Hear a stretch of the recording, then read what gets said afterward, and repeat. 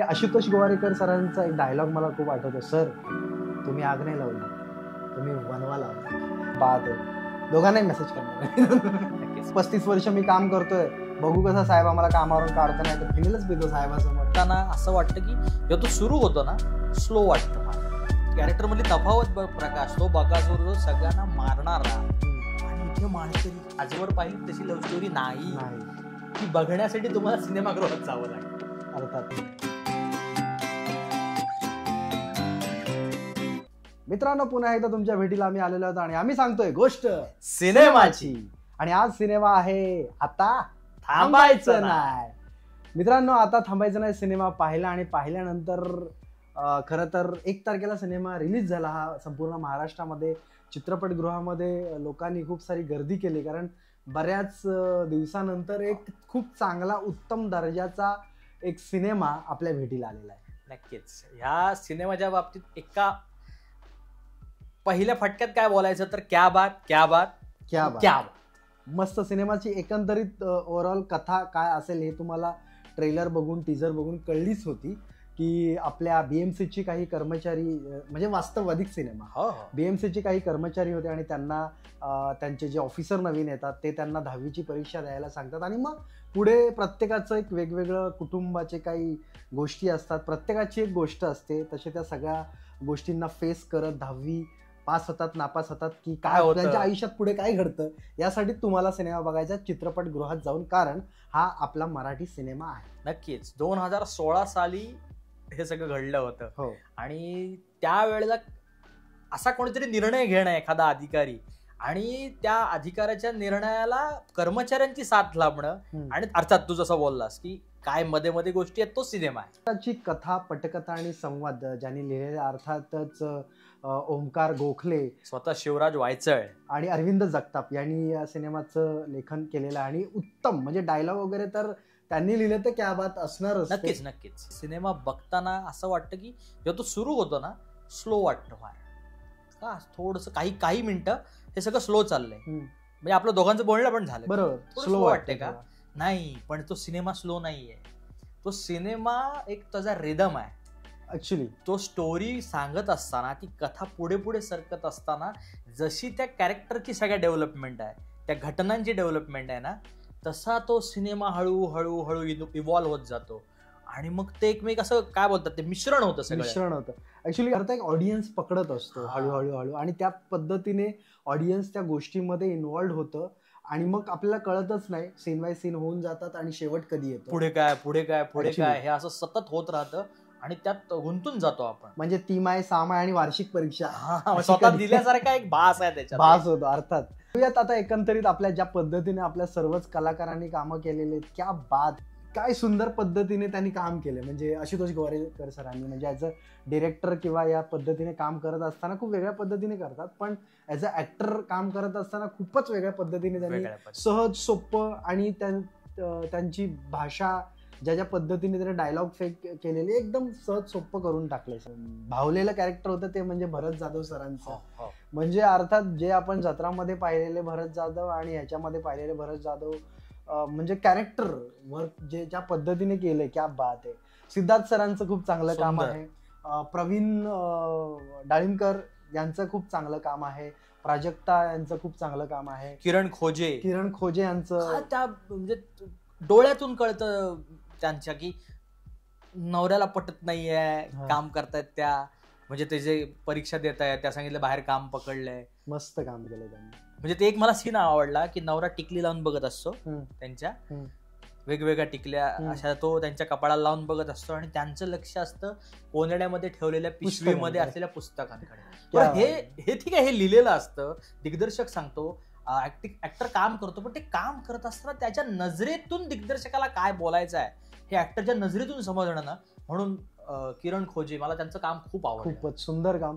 आणि त्याचबरोबर आपले सिनियर जे सिद्धार्थ जाधवांच्या वडिलांचं काम करतात आपले दीपक शिर्के सरांचे पण काही मोजकेच सीन आहेत, पण म्हणजे असं म्हणता येईल की बऱ्याच दिवसानंतर ते आलेत, पण असं वाटतं की त्यांनी खूप जोरात कमबॅक केला आणि त्यांचे अजून चांगले चांगले सिनेमे यावे असं मला खूप त्यांना बघायची इच्छा झाली. खूप सुंदर काम केलंय. त्याचबरोबर रोहिणी हट्टंगडी, त्यांचा मला वाटतं एकच सीन असेल. म्हणजे जे सगळे कर्मचारी होते त्यांचं जी कास्टिंग होती ना त्याच्यामध्ये नाशिकचा जर कर्मचारी आहे तर त्याचं जे दिसणं, त्याचं जे नाशिकची एखादी व्यक्ती कशी असते तो तसाच वाटतो की हा नाशिकचा आहे. हे जे आहे ना, हे कॅरेक्टर जे केलेले आहेत तसे, ते मला कास्टिंगचं फार आवडलं त्याच्यामध्ये. सगळ्यात महत्वाचं काय की एका महानगरपालिकेमध्ये BMC मध्ये जी लोक काम करतायत तर ते अर्थात म्हणजे खूप जुनी म्हणजे काय म्हणतात 30-40 वर्ष जसं त्यांचा डायलॉग आहे, 35 वर्ष मी काम करतोय, बघू कसं साहेब आम्हाला कामावरून काढतो, नाही तर फिनेलच पितो साहेबासमोर. तर या सगळ्या गोष्टी जी आत्मीयता त्यांना होती तर ती सगळी मंडळी असं वाटतं की गावखेड्यातूनच आलेली. धुळ्याचा माणूस, हा मी धुळ्याचा आहे, तो अरे हा धुळ्याचाच आहे असं वाटणं ना, हे सगळे संमिश्र असं ते एफर्ट्स आहेत. करेक्ट कास्टिंग आहे आणि त्यामुळे ती सगळीच मंडळी आपल्या खरोखर BMCचे कर्मचारीच वाटतात. त्यांचं जे शिक्षकाचं काम केलेलं आहे ओम भूतकर क्या बात है. म्हणजे मुळशी पॅटर्न मध्ये म्हणजे इथे माझ्या इथे असलेली गोष्ट ती ह्याच्या तोंडून निघाली, मला तो दिसत होता, ह्याच्या तोंडून तो बाहेर पडला. अरे काय तो बकासूर तिथे केलेला त्यांनी आणि इथे केलेले ते माळीसर. क्या बात आहे. सुरुवातच होते, मी माळकरी आहे इथून सुरुवात होते ना. दोन कॅरेक्टर मधली तफावत प्रकाश, तो बकासूर जो सगळ्यांना मारणारा आणि इथे माळकरी. हे एका कलाकाराचं किंवा एका थिएटर आर्टिस्टचं किंवा मराठी कलाकाराचं मी बोलतो ना की हे एक काय बोलता येईल व्हर्सटॅलिटी आहे त्याची ती. क्या बात आहे यार. आणि पर्णपेठी क्या बात. म्हणजे त्यांच्या पण वाटेला काही मोजकेच सीन आले, कारण अर्थात एवढी मोठी स्टारकास्ट होती, पण त्यांनी ज्याच्या वेळेस पर्णपेटी स्क्रीनवरती आल्या त्या वेळेस त्यांनी इतका उत्तम डोळ्यातून जो डेव्हलप होतेस त्यांची लव्ह स्टोरी. बरं ती लव्ह स्टोरी तुम्ही आजवर पाहिली तशी लव्ह स्टोरी नाही, ती बघण्यासाठी तुम्हाला सिनेमागृहात जावं लागेल. अर्थात टेकिंग वाईज किंवा सिनेमॅटोग्राफी वाईज उगाच साऊथ इफेक्ट द्यायचा आहे म्हणून वेडेवाकडे सीन लावायचे आणि कसे क्रेन ट्रॉली जिमी काहीच गरज नाही. खूप सोप्या पद्धतीने सिनेमॅटोग्राफरनी ज्या पद्धतीने एक लेखकाची आणि एका दिग्दर्शकाची स्क्रिप्ट ज्या पद्धतीने सिनेमा पोचवलाय, ज्या पद्धतीने टेकिंगच्या माध्यमातून पोचवलाय, इतका सुंदर आणि सहज आपल्याला बघताना अजिबात त्रास होत नाही. तीच तर खरी एका मेकरची मजा असते. खूप सुंदर पद्धतीने या सिनेमाचं म्युझिक आहे. क्या बात आहे. म्हणजे सांग बोलाना असेल किंवा आता थांबायचं नाही टायटल जेव्हा मध्ये मध्ये वाजत राहतं तेव्हा त्या अक्षरशः म्हणजे काळजाला भिडतं. अरे आवडलेली गोष्ट सांगू काय, ह्या सिनेमामध्ये ना कुठे मारकाट, ना कोणाला किडनॅप करणं, करेक्ट, ना कोणाच्या विरुद्ध कुठलंही कारस्थान करणं, करेक्ट, ना हिरोईनला उगाच छेडणं. बघ ना, ह्या 4-5 ज्या गोष्टी जो समजत की ह्या गोष्टी नसतील तर सिनेमा होत नाही. का ना एकही आयटम सॉन्ग नाही. बघ ना, ह्या सगळ्या गोष्टी वगळून पण खूप चांगला सिनेमा होऊ शकतो हे शिवराज वायचळ आणि त्याच्या टीमने दाखवलं. क्या बात आहे. म्हणजे कम्प्लिटली खरं तर सांगायचं झालं ना तर BMCच्या त्या कर्मचाऱ्यांच्या आयुष्यावरती कम्प्लिटली फोकस ठेवूनच तो सिनेमा कुठेच हल्ला नाही सगळ्या दृष्टीने. आणि तुला सांगतो ना, छावा बघितला तेव्हा डोळ्यातून पाणी आलं. ते तर ओघळ सुरू होते कारण की ते आपला इतिहास होता. पण हा बघत असताना ना प्रत्येक क्षणाक्षणाला डोळ्याच्या कडा ओल्या होत होत्या. बरं ते काही कोणी आपले नातेवाईक नव्हते. बरं आपण राहतो कुठे, अलिबाग सारख्या. BMCचं आणि आपलं तसं फारसं नातं नाही प्रकार. बरोबर.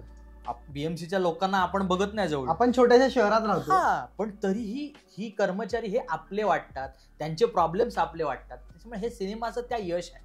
अर्थात ओव्हरऑल सिनेमाचं म्हणायला गेला तर सिनेमा खूप सुंदर आहे. यामध्ये सांगायला आम्हाला काहीच हरकत नाही. सहकुटुंब सिनेमा बघायला जा, कारण आपला मराठी सिनेमा आणि त्याच ताकदीचा दमदार कॉन्सेप्ट असलेला रिअलिस्टिक सिनेमा हा चित्रपटगृहामध्ये तुम्ही बघायला जा, सहकुटुंब बघायला जा, कारण आपला मराठी सिनेमा मोठा करण्याची जबाबदारी पण आपलीच आहे. द मिरर फिल्म अलिबाग या युट्यूब चॅनलला लाईक करा, शेअर करा आणि कमेंट करा. कमेंटमध्ये तुमचे ओपिनियन सांगा, तेव्हाच आम्हाला कळेल की आता कुठे थांबायचं आणि कुठे सुरू व्हायचं. कारण आम्ही सांगतोय गोष्ट सिनेमाची.